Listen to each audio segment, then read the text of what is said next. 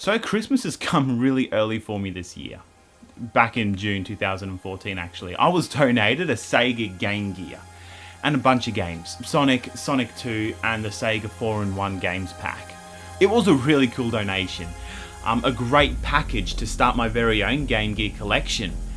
But for a bit of a Sega fanboy, why didn't I have a Game Gear already? Is it worth getting one for yourself? And am I going to recommend any games? I guess stay tuned, dudes. After the intro, this will be the review on the Sega Game Gear.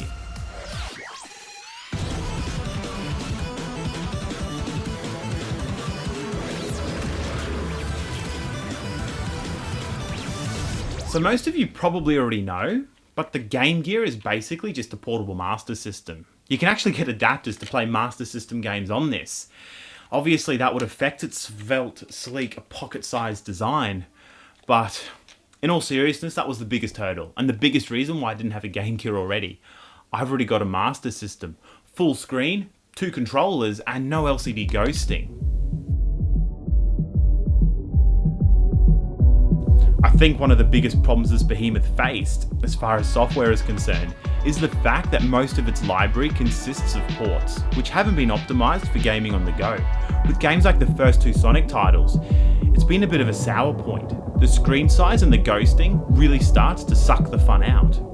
For anyone who does love the Mega Drive or the Genesis Sonic games, which is basically everybody, these Master System versions are still actually a lot of fun.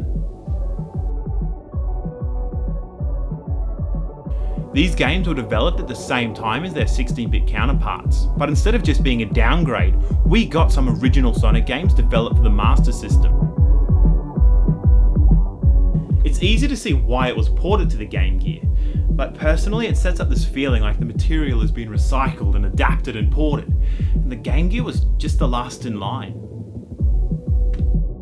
Technically, these are fun, kind of exciting Sonic games, especially when you don't play them on the Game Gear, so it makes them very hard to recommend. Though the Game Gear did get its very own exclusive Sonic title, Triple Threat, and the extra care really shows. It's a super fun game, especially when I play it on my GameCube. Along with Tails' own Game Gear spin-offs, Tails Adventure and Sky Patrol, they're all pretty amazing handheld titles that were Game Gear exclusives and would have been totally worth getting for my own Game Gear if they weren't more convenient and cheaper to play just on the Gems collection.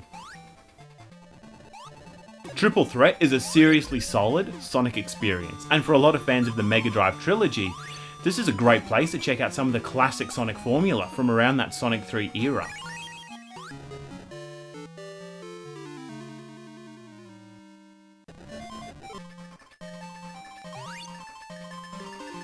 So also in the donation was the Sega Game Pack 4-in-1, and the highlight here is probably just going to be columns.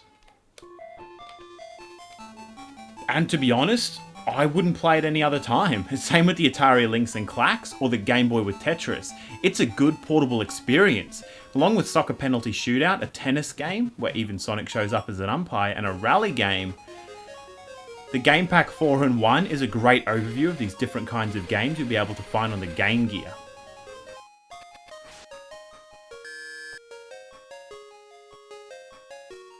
If you're stuck with your mum and you got some double A's to burn through, the variety here is pretty good. But, just for you guys, I've actually uncovered 3 awesome Sega franchises that had exclusive games right here on the Game Gear.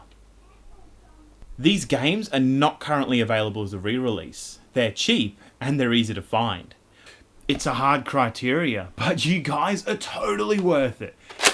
So, let's start big. The first game that I ever bought for this Game Gear was Shinobi 2. So the Game Gear got 2 original exclusive Shinobi games. These games came out after Revenge of Shinobi on the Mega Drive, but before Shadow Dancer on the Master System. It's an odd timeline, but we've seen some of the best and the worst of Shinobi by this stage, and on the Game Gear, we got a back-to-basics approach. Why couldn't we get Shinobi games like this on the Master System? I'm not sure, but it plays really well, even on the small screen. It's a lot of fun, and it's affordable. Like, this has got to be the single best reason to own a Game Gear. The first GG Shinobi is available on the eShop for your 3DS, but I opted to pick up Shinobi 2, and the Game Gear is still one of the only official ways to play it. Both Game Gear Shinobis ditched the variety of ninja magic in favour of 5 different ninjas, each with their own weapons and abilities. This way you start the game with a limited moveset, but you can slowly unlock other ninjas to switch between. And you can pick which ninjas you want to unlock first. Technically, you can choose where you start your ninja adventure.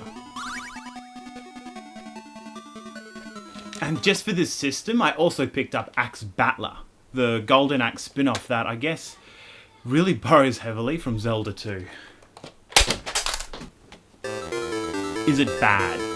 That's what I've been told, but honestly, I really liked it. For a portable title, it does give a few different gameplay modes to keep things interesting. Side-scrolling and top-down, each one requiring a different strategy and approach. I had my fingers crossed for a bit more arcade action in between the overworld sections, but I did find myself getting a little bit pulled into the quest here. For each new enemy you come up against, you'll need to work out how best to take them down, or unlock moves to help you battle some of the more vicious enemies.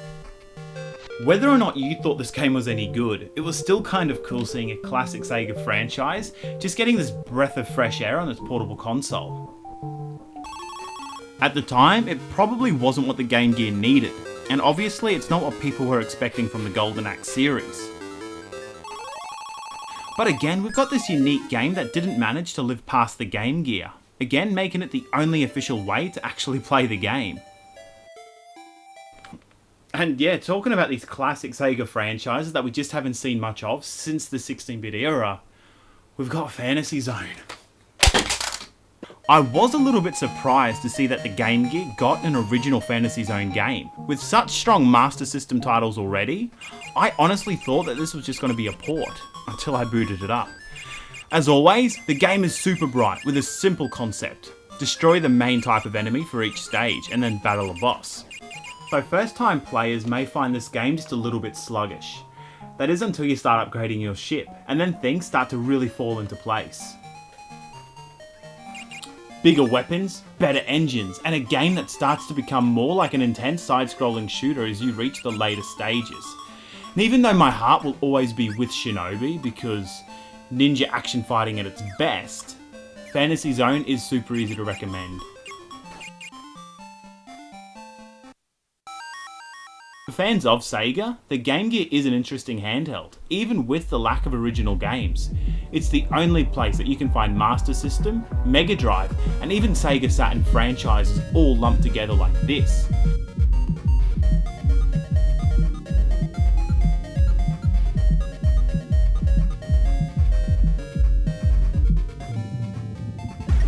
Even though the Game Gear had some really great, unique games from classic Sega franchises, I'm gonna say all those ports really started to hurt the system. It was just a library full of games that weren't optimised for gaming on the move. Considering this is a Game Boy competitor, the big bright colour screen certainly sets it apart and gave me some of my favourite cartoons in a much better handheld look.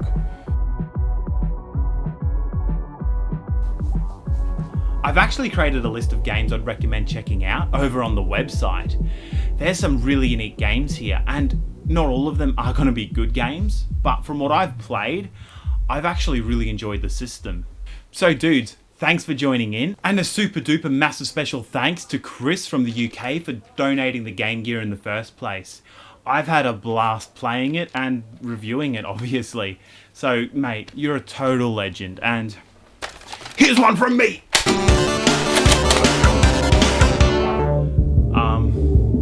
Thanks for tuning in. See you next time for more Leftover Culture. The Leftover Culture Review.